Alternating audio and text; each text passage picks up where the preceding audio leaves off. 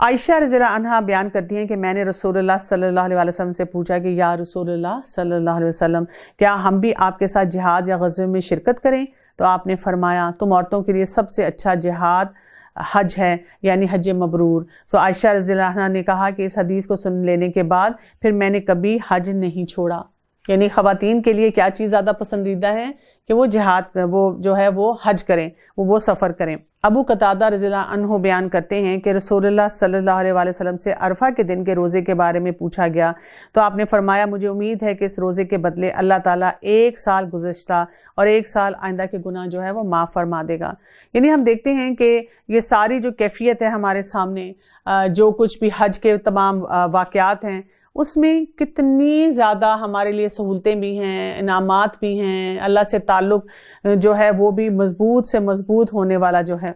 और जो कोई अल्लाह की हुर्मतों की ताज़ीम करे और इसके लिए अपने लिए इसके रब के पास बेहतरी है, और तुम्हारे लिए जो चौपाए जानवर हलाल कर दिए गए बजुज़ उनके जो तुम्हारे सामने बयान किए गए हैं, बस तुम्हें बुतों की गंदगी से बचते रहना चाहिए और झूठी बात से भी परहेज़ करना चाहिए। बुतों की गंदगी और झूठ को इकट्ठा रखा गया है। यानी जब इंसान अपनी ज़िंदगी में झूठ लाना शुरू करता है तो फिर क्या होता है, फिर अल्लाह की मार्फत जो है वो भी कम से कम होती चली जाती है।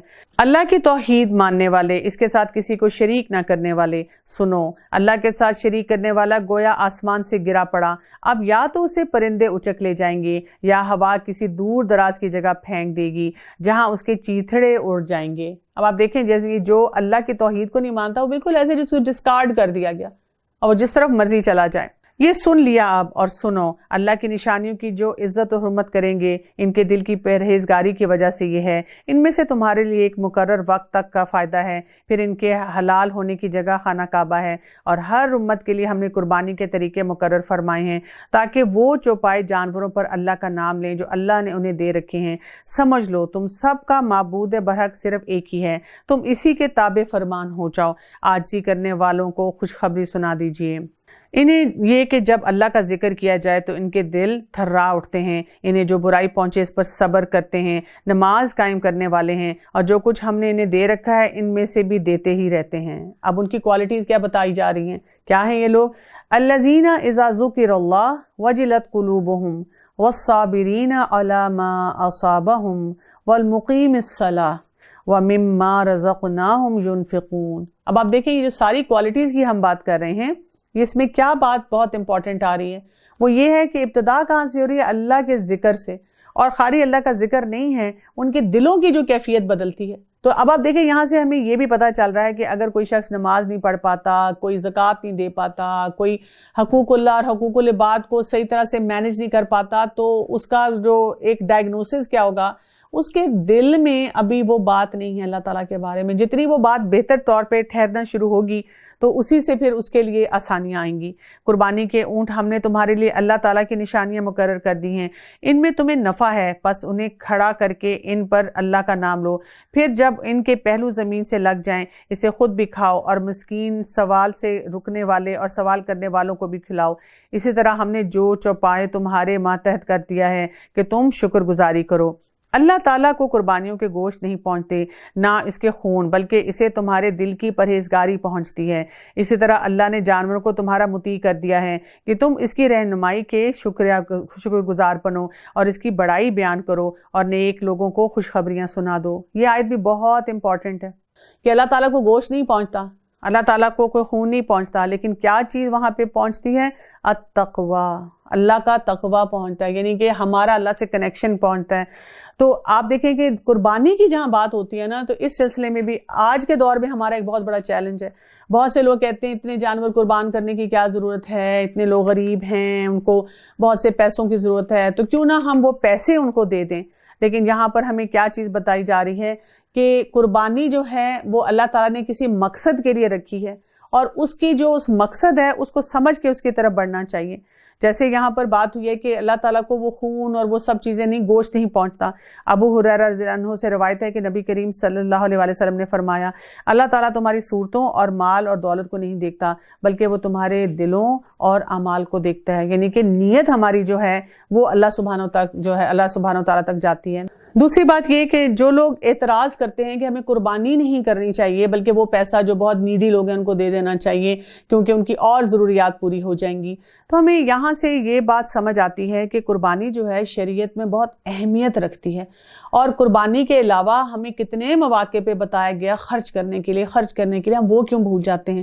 ہمارے پیارے نبی صلی اللہ علیہ وآلہ وسلم نے 10 سال جو ہے لگاتار وہ قربانی کی، یعنی کسی موقع پہ یہ نہیں کہا، بہت سے ایسے بھی مواقع آئے تھے جہاں پر اور جگہوں پہ ریسورسز انویسٹ کرنے کی ضرورت تھی لیکن قربانی کو نہیں چھوڑا گیا، ان کے لیے ریسورسز اور طریقوں سے جو ہیں وہ حاصل کیے گئے۔ اسی طرح آپ دیکھیں جو لوگ ایسی بات کرتے ہیں تو میں ان سے یہ اکثر پوچھتی ہوں کہ کیا کبھی آپ نے کسی ایسے شخص کو جو کہ ایک شادی جب ہو رہی ہے اس پہ کوئی 5 ایونٹس اور رکھ رہے ہیں جس میں لاکھوں روپیہ لگ رہا ہے اور یہ تھیم اور وہ تھیم اور یہ ایونٹ اور وہ ایونٹ چل رہا ہے، کیا کبھی آپ نے ان کو کہا ہے کہ آپ ایک ایونٹ کم کیوں نہیں کر دیتے اور وہ پیسے جو ہیں کسی غریب کو دے دیں؟ اسی طرح سے وہ لوگ جو کہ ہر سال کہیں باہر آنے جانے کا ٹرپ لگاتے ہیں، کسی ملک میں جاتے ہیں، سیر سپاٹے کرتے ہیں، کہتے ہیں we need a break, we need a vacation, کبھی ہم نے ان کو کہا کہ سنیں اس سال آپ ویکیشن اور بریک نہ لیں بلکہ وہ پیسے جو ہیں کسی غریب کو دے دیں؟ ایسا شیطان نے ہمیں اپنے چکر میں ڈالا ہوا ہے کہ ہمیں صرف جہاں اللہ تعالیٰ کے احکامات ہیں وہیں پر یاد آ جاتا ہے کہ اب غریب بھی ہے اور اس کی بہت ساری ضروریات بھی ہیں۔ سن لو، یقیناً سچے مومنوں کے دشمنوں کو خود اللہ تعالیٰ ہٹا دیتا ہے، کوئی خیانت کرنے والا ناشکرہ اللہ تعالیٰ کو ہرگز پسند نہیں۔ جب مسلمانوں سے کافر جنگ کر رہے ہیں تو انہیں بھی مقابلے کی اجازت دی جاتی ہے کیونکہ وہ مظلوم ہیں، بے شک ان کی مدد پر اللہ قادر ہے۔ یہ وہ ہیں جنہیں ناحق اپنے گھروں سے نکالا گیا صرف ان کے اس قول پر کہ ہمارا پروردگار فقط اللہ ہے۔ اگر اللہ تعالیٰ لوگوں کو آپس میں ایک دوسرے سے نہ ہٹاتا رہتا تو عبادت خانے اور گرجے اور مسجدیں اور یہودیوں کے معبد اور وہ مسجدیں بھی ڈھا دی جاتی جہاں اللہ کا نام بکثرت لیا جاتا ہے۔ جو اللہ کی مدد کرے گا اللہ بھی ضرور اس کی مدد کرے گا، بے شک اللہ تعالیٰ بڑی قوتوں والا، بڑے غلبہ والا ہے۔ اللہ تعالیٰ نے یہاں پر جو سسٹم رکھا ہے نا rise and falls of nations کا، ایک انسان طاقتور ہوتا ہے اور پھر اس پہ زوال بھی آ جاتا ہے۔ اگر یہ زوال نہ ہو تو وہ جو ہوتا ہے نا کہ ایبسولوٹ پاور کرپٹس ایبسولوٹلی، کہ انسان جب اتنی طاقت میں آ جائے سمجھے کہ مجھے کوئی زوال ہی نہیں تو وہ پھر کئی دفعہ اپنی عقل کے بل بوتے پہ ایسے فیصلے کرنا شروع کر دیتا ہے کہ وہ زیادہ لوگوں کے لیے مسائل پیدا کرتا ہے۔ تو اللہ تعالیٰ کہتے ہیں کہ یہ جو اللہ تعالیٰ نے پورا سسٹم بنایا ہے اس کو ہم یہ نہ دیکھیں کہ مسلمان تو ہر وقت لڑتے ہی رہتے ہیں اور ہم تو ایسے لڑنے والے ہی ہیں اور ہماری تو یہ کمزوریاں ہیں، بلکہ اللہ تعالیٰ کے بنائے ہوئے قانون کو سمجھنے کی کوشش کریں کہ اس سے ہمارے لیے فائدہ کیا ہے۔ یہ وہ لوگ ہیں کہ اگر ہم زمین میں ان کے پاؤں جما دیں تو یہ پوری پابندی سے نماز قائم کریں اور زکوٰۃ دیں اور اچھے کاموں کا حکم دیں اور برائی سے روکیں اور تمام کاموں کا انجام اللہ کے اختیار میں ہے۔ اگر یہ لوگ آپ کو جھٹلائیں تو کوئی تعجب کی بات نہیں، کیونکہ ان سے پہلے نوح کی قوم اور عاد اور سمود اور قوم ابراہیم اور قوم لوط اور مدین والے بھی اپنے اپنے نبیوں کو جھٹلا چکے ہیں، موسیٰ علیہ السلام بھی جھٹلائے جا چکے ہیں۔ پس میں نے کافروں کو یوں ہی بہت مہلت دی ہے، پھر دھر دبایا، پھر میرا عذاب کیسا ہوا۔ بہت سی بستیاں ہیں جنہیں ہم نے تہ و بالا کر دیا اس لیے کہ وہ ظالم تھے، بس وہ اپنی چھتوں کے بل اوندھی ہوئی پڑی ہیں، اور بہت سی آباد کنویں بیکار پڑے ہیں اور بہت سے پکے اور بلند محل ویران پڑے ہیں۔ اور ہم دیکھتے ہیں لوگ جب جاتے ہیں کسی بھی علاقے میں سیر سپاٹے کے لیے تو ایسے سارے مقامات کو دیکھتے ہیں، بڑا ماول کرتے ہیں، بڑا ان کو ہسٹری سے لگاؤ ہوتا ہے، جاننا چاہتے ہیں کہ وہ اقوام کیسے رہا کرتی تھیں۔ کیا انہوں نے زمین میں سیر و سیاحت نہیں کی جو ان کے دل ان باتوں کو سمجھنے والے ہوتے یا کانوں سے ہی ان کے واقعات کو سن لیتے؟ بات یہ ہے کہ صرف آنکھیں ہی اندھی نہیں ہوتی بلکہ دل بھی اندھے ہوتے ہیں جو کہ سینوں میں ہوتے ہیں۔ وَإِنَّهَا لَا تَعْمَى الْأَبْصَارُ وَلَكِنْ تَعْمَى الْقُلُوبُ الَّتِي فِي الصُّدُورِ، کہ اصل بات کیا ہے کہ وہ جو سینے ہیں نا ان میں جو چیزیں ہیں وہ کام نہیں کر رہی، اصل جو سسٹم ہے اس میں خرابی ہے، اور عذاب کو آپ سے جلد طلب کر رہے ہیں۔ اللہ ہرگز اپنا وعدہ نہیں ٹالے گا، ہاں البتہ آپ کے رب کے نزدیک ایک دن تمہاری گنتی کے اعتبار سے 1000 سال کا ہے۔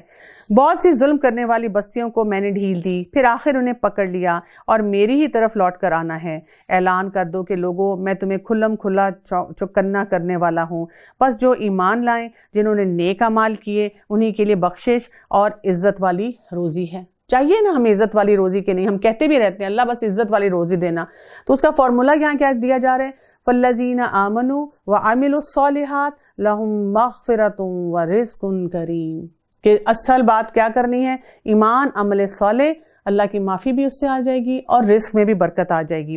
اور جو لوگ ہماری نشانیوں کو پست کرنے کے در پہ رہتے ہیں وہی دوزخی ہیں۔ ہم نے آپ سے پہلے جس رسول اور نبی کو بھیجا، اس کے ساتھ یہ ہوا کہ جب وہ اپنے دل میں کوئی آرزو کرنے لگا، شیطان نے اس کی آرزو میں کچھ ملا دیا، بس شیطان کی ملاوٹ اللہ تعالیٰ دور کر دیتا ہے، پھر اپنی باتیں پکی کر دیتا ہے۔ اللہ تعالیٰ دانا اور باحکمت ہے۔ یہ اس لیے کہ شیطان ملاوٹ کو اللہ تعالیٰ اور ان لوگوں کی آزمائش کا ذریعہ بنا دے جن کے دلوں میں بیماری ہے اور جن کے دل سخت ہیں۔ بے شک ظالم لوگ گہری مخالفت میں ہیں، اور جن کے لیے جنہیں علم عطا فرمایا گیا ہے وہ یقین کر لیں کہ آپ کے رب ہی کی طرف سے سراسر حق ہے، پھر اس پر ایمان لے آئیں اور ان کے دل ان کی طرف جھک جائیں۔ یقیناً اللہ تعالیٰ ایمانداروں کو راہ راست کی طرف رہنمائی فرما دیتا ہے۔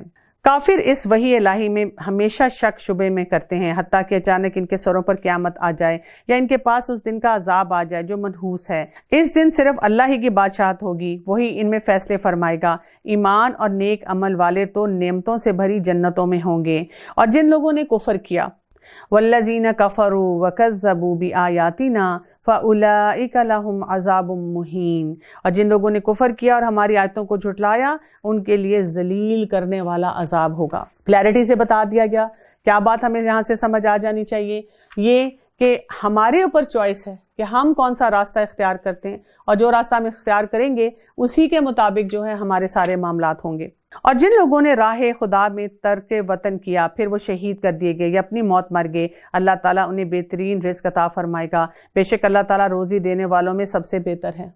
روزی کا ہی رونا ہے، ہر دن ہم یہی بات کرتے ہیں، اسباب نہیں ہیں، کھانا نہیں ہے، جاب نہیں ہے، کووڈ کی وجہ سے بہت سے لوگوں کی مشکلات ہیں، اور ایسے معاملے میں ہمارے پاس دو چوائسز ہیں، یا تو ہم پریشان بیٹھے رہیں اور واقعی پریشانی کو اپنے اوپر بہت زیادہ حاوی کر لیں، یا یہ کہ وہ اسباب تلاش کریں قرآن کو پڑھتے ہوئے جن کے ذریعے روزی کھنچ کر آتی ہے، اور ان اسباب کو اختیار کرنا شروع کریں۔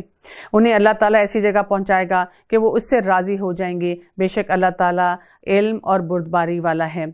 بات یہی ہے، اور جس نے بدلہ لیا اسی کے برابر جو اس کے ساتھ کیا گیا ہے، پھر اگر اس سے زیادتی کی جائے تو یقیناً اللہ تعالیٰ خود اس کی مدد فرمائے گا۔ بے شک اللہ تعالیٰ درگزر کرنے والا، بخشنے والا ہے۔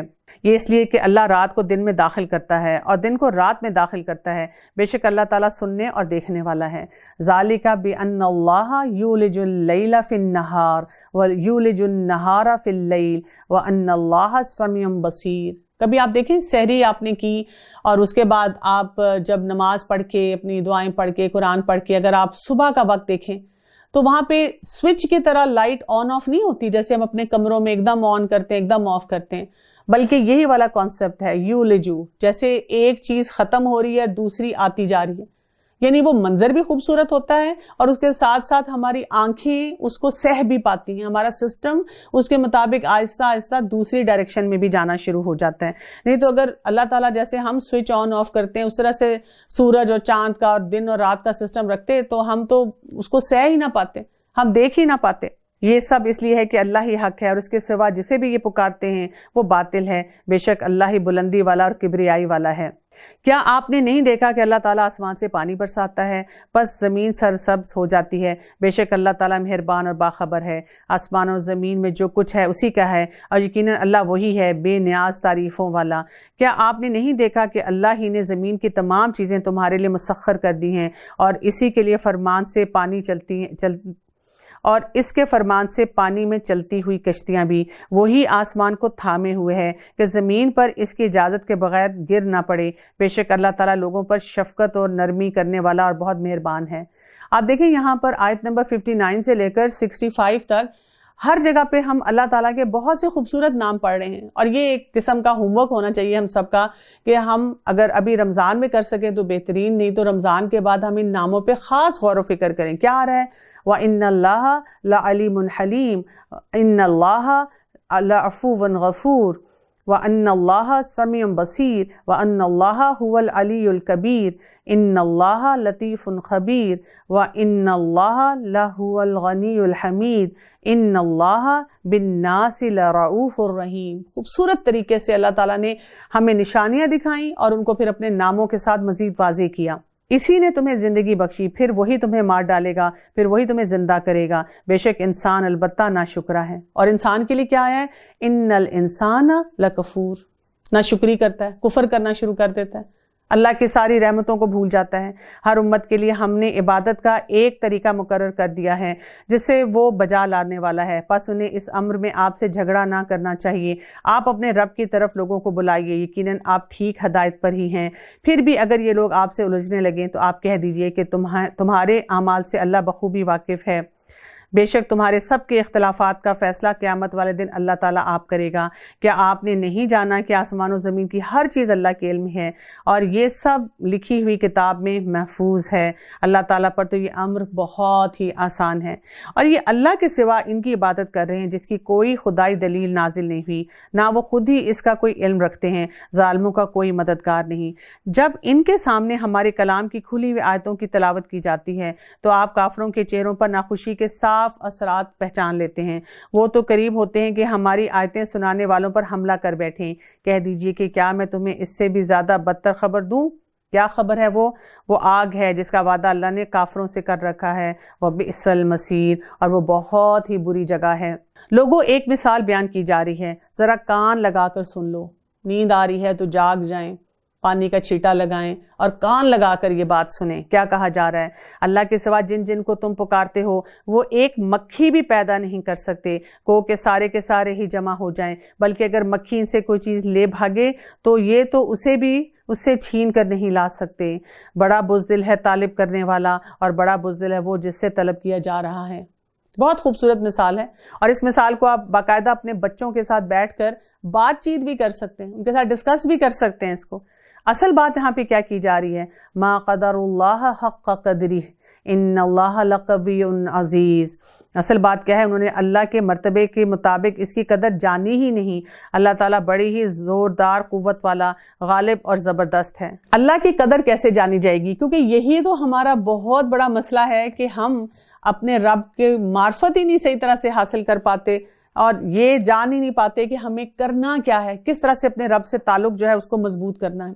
بیسیکلی جب ہم اللہ کی قدر کی بات کرتے ہیں تو یہ جو ہمیں ایک نقطے، چند پوائنٹ جو اہم ہیں جو ہمیں سمجھ جانے چاہیے، اس میں یہ آتا ہے کہ ہم نے یہ دیکھنا ہے کہ ہم کہیں غیروں کو تو اللہ کے برابر نہیں کرتے، ہم اللہ تعالیٰ پہ کئی گلے شکووں کی بچھاڑ تو نہیں کرتے، ہم توحید کی طرف کتنے متوجہ ہیں۔ اسی طرح سے ہم یہ دیکھیں کہ ہم اپنے رب کا جو سٹیٹس ہے اس کو کتنا پہچانتے ہیں۔ اب اگلا سوال یہ آ جاتا ہے کہ پھر رب کے سٹیٹس کو کیسے پہچانا جائے، کیسے رب کی معرفت حاصل کی جائے، کیسے رب کی قدر کی جائے، جس کا یہاں پہ اللہ نے شکوہ کیا، اور یہ شکوہ کچھ اور مقامات پہ بھی اللہ تعالیٰ نے قرآن میں کیا ہے کہ اللہ کی اس طرح قدر ہی نہیں پہچانی جیسے پہچانی جانی چاہیے تھی۔ تو پہلا کام جو کرنے کا ہوتا ہے اس سلسلے میں وہ یہ ہے کہ ہم توحید کو اپنی زندگی میں بہت زیادہ فورسفلی جو ہے اس کو لاگو کریں۔ دوسرا جو کام کرنے کا ہے وہ یہ ہے کہ ہم اللہ تعالیٰ کی پہچان بڑھائیں۔ ایسی آیات، اسی طرح سے کائنات کی نشانیاں، اسی طرح سے جو اللہ تعالیٰ نے ہمیں طریقے بتائے ہیں، چھوٹے چھوٹے کام ہیں، یعنی آپ کی زندگی کے ڈے ٹو ڈے ٹاسک ہیں، اس کے لیے آپ کو اپنی عام زندگی سے، اپنے کرنے والے کاموں سے کٹ آف ہو کر کسی اسپیشل کورس میں داخلہ نہیں لینا پڑے گا۔ آپ سمجھیں کہ آپ جو کچھ بھی روزانہ کر رہے ہیں، کچھ کھا رہے ہیں، کچھ پی رہے ہیں، کچھ اپنے معاملات کر رہے ہیں، ان سب میں آپ اپنے رب کی معرفت اور پہچان حاصل کر سکتے ہیں۔ اسی طرح سے ایک اور کام کرنا یہ کہ جب ہم یہ معرفت حاصل کر لیں، اب ہماری محبت اللہ تعالیٰ کے لیے بہت زیادہ ہونی چاہیے، یعنی ہم ہر چیز سے زیادہ محبوب کس کو رکھیں؟ اللہ کی ذات کو رکھیں، اور پھر وہاں سے مکمل اطاعت کی طرف چلے جائیں اور اللہ کی رضا پہ راضی ہونا سیکھیں۔ کئی دفعہ لوگ اطاعت کرتے ہیں لیکن دل میں کڑن سی ہوتی رہتی ہے، تو یہ کڑن نہیں ہونی چاہیے۔ پھر یہ کہ کثرت سے اپنے رب کو یاد کرتے جائیں اور ہمارے دل میں خشیت ہو، رغبت ہو جب ہم اپنے رب کے ساتھ اپنے اس تعلق کو مضبوط کر رہے ہیں۔ اور اس کے ساتھ ساتھ ہم یہ بھی دیکھیں کہ ہم نے دعا جو ہے اس کو بھی کثرت سے مانگنا ہے، یعنی دعا کیا ہوتا ہے؟ وہ صرف یہی نہیں کہ جو ہم چاہ رہے ہیں ہمیں حاصل ہو جائے، بلکہ دعا جو ہے ہمارے رب کے ساتھ ہمارا ایک تعلق ہوتا ہے جو ہمیں بتاتا ہے کہ خالق اور مخلوق کا کیسا تعلق ہوگا۔ فرشتوں میں سے اور انسانوں میں سے پیغام پہنچانے والوں کو اللہ ہی چھانٹ لیتا ہے، بے شک اللہ تعالیٰ سننے والا دیکھنے والا ہے، وہ بخوبی جانتا ہے جو کچھ ان کے آگے ہے جو کچھ ان کے پیچھے ہے، اور اللہ ہی کی طرف سے سب کام لوٹائے جاتے ہیں۔ اے ایمان والو، رکوع سجدہ کرتے رہو اور اپنے پروردگار کی عبادت میں لگے رہو اور نیک کام کرتے رہو تاکہ تم کامیاب ہو جاؤ، اور اللہ کی راہ میں ایسا ہی جہاد کرو جیسے جہاد کرنے کا حق ہے۔ یہاں پہ کیا کہا گیا ہے؟ جہاد بھی ویسے کرو جیسے قدر کہا گیا نا، اللہ کی قدر ویسے کرو جیسے قدر کرنے کا حق ہے۔ اسی طرح سے جہاد کے لیے بھی کہا گیا کہ جہاد ویسے کرو جیسے جہاد کرنے کا حق ہے۔ وہ بھی کیسے ہے؟ یعنی وہ اٹموسٹ اسٹرگل اور جو فارمولا دیے گئے اس کے مطابق کرو۔ اسی نے تمہیں برگزیدہ بنایا ہے اور تم پر دین کے بارے میں کوئی تنگی نہیں ڈالی۔ دین تمہارے باپ ابراہیم کا ہے، اسی اللہ نے تمہارا نام مسلمان رکھا ہے، اس قرآن سے پہلے اور اس میں بھی، تاکہ پیغمبر تم پر گواہ ہو جائے اور تم تمام لوگوں کے گواہ بن جاؤ۔ پس تمہیں چاہیے کہ نمازیں قائم رکھو اور زکوٰۃ ادا کرتے رہو اور اللہ کو مضبوط تھام لو، وہی تمہارا ولی اور مالک ہے، پس کیا ہی اچھا مالک ہے اور کتنا ہی بہترین مددگار ہے۔ تو یہاں پر پارے کے اختتام میں کیا فارمولہ ہمیں دیا جا رہا ہے؟ فَأَقِيمُوا الصَّلَاةَ وَآتُوا الزَّكَاةَ وَاعْتَصِمُوا بِاللَّهِ، کہ یہ دونوں کام کرتے ہوئے ہم کیا کریں؟ اللہ سے اپنے کنیکشن کو مضبوط سے مضبوط کر لیں۔ ہوا مولاکم فنعم المولا ونعم النصیر۔ وآخر دعوانا ان الحمد للہ رب العالمین۔ سبحانک اللہم وبحمدک، اشہد ان لا الہ الا انت، استغفرک واتوب الیک۔ السلام علیکم ورحمۃ اللہ وبرکاتہ۔